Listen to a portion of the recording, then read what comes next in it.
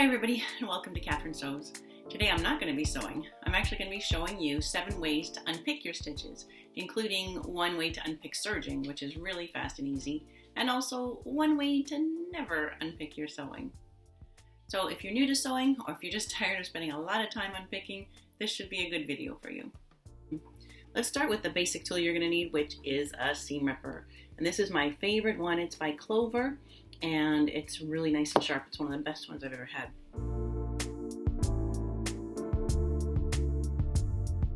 So first I'm going to show you is the sort of normal standard way of unpicking, and it works really well, but it takes a lot of time and it leaves you with all those little threads in there that you still need to pick out.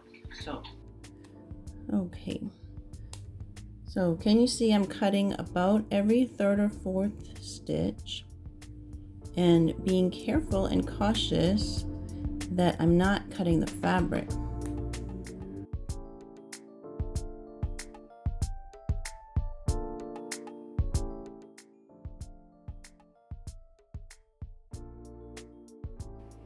Okay, so that was no fun, but every 3rd or 4th stitch is picked now. And on the other side now, I can just take that thread and pull it right out.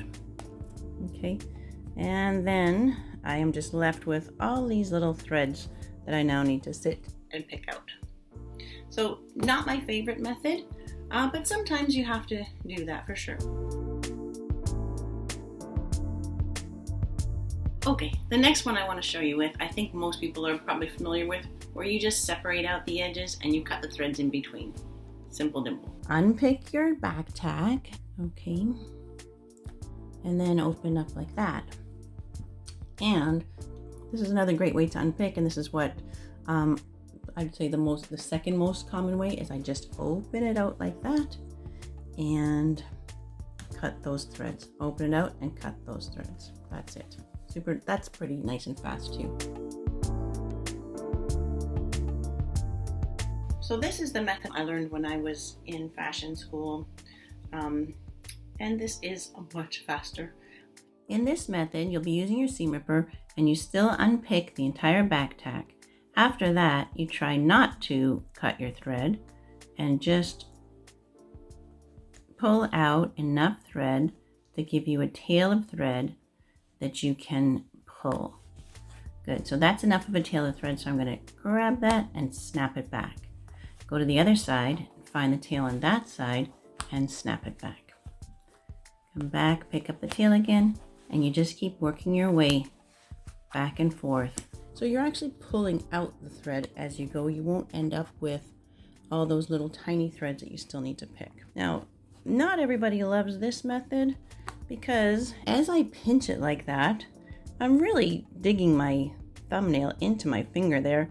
And after a lifetime of doing this, that finger is sort of destroyed and calloused and not very attractive.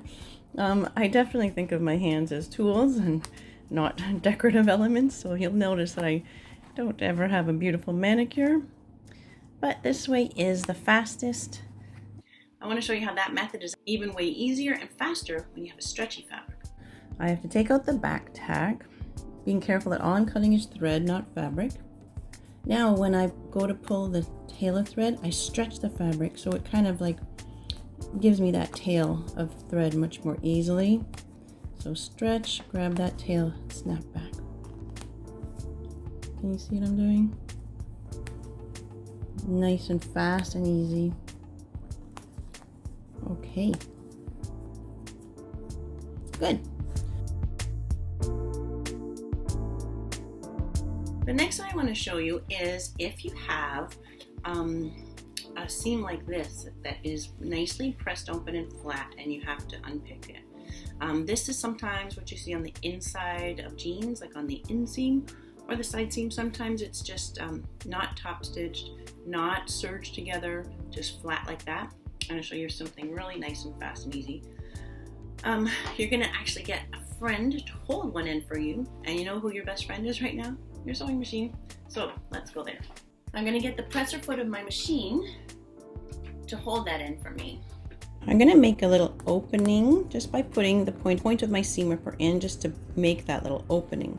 Now I'm going to flip it though and put the red ball down. And watch this, I can just go zip along right along that seam.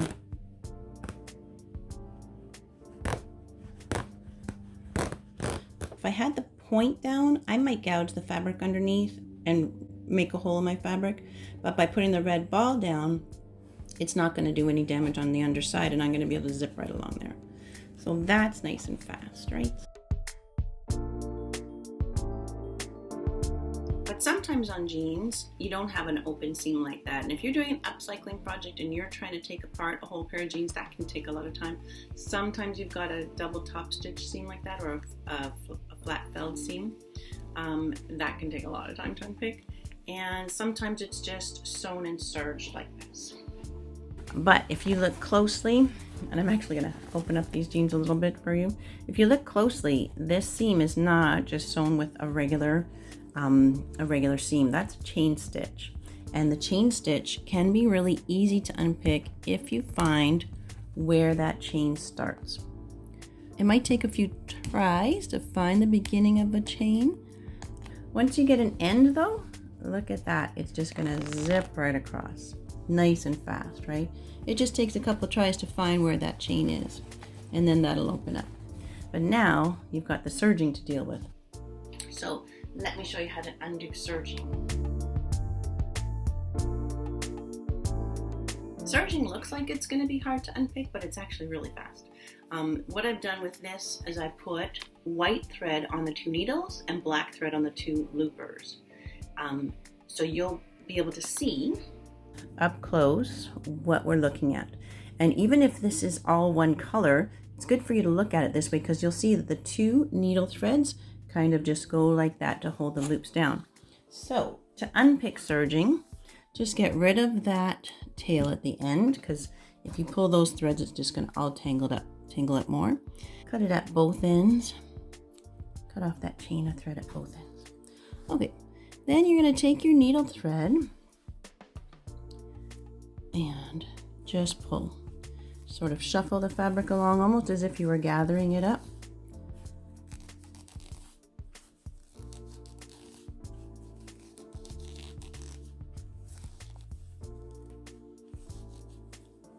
If I had a very long seam, I would snip that needle thread, maybe a foot away from where I started, just to make that easier. So that's 1 needle thread is gone, and the same thing to the second needle thread. I just need to get the tail of thread to start with. Try not to pull the looper threads, because that'll just get everything more tightly looped all together. So now with the 2 needle threads gone, look, zoop, it just all comes off and your serging is gone.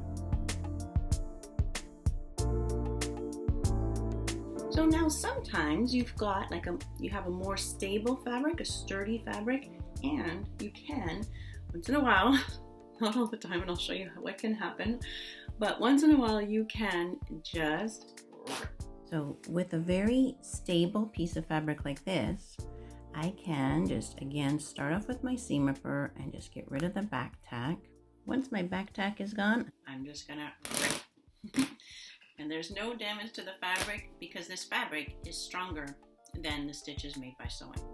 Another fabric might be not as strong as your thread, and that's where you need to be careful. Ripping them apart like that, like on a denim or canvas, it's super fast. It doesn't get any faster than that.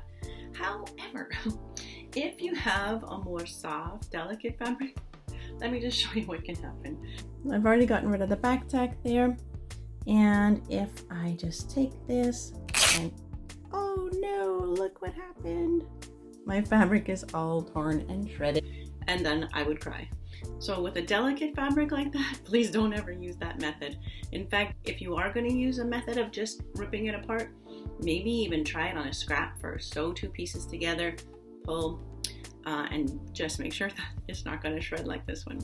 Okay, so those are my favorite ways of unpicking. I hope that helps you in your projects. If you know any other tricks for unpicking your sewing or your serging, make a comment below. I'd love to hear from you. If you liked today's video, please click like and subscribe. My name is Catherine, and I can't wait to sew with you again.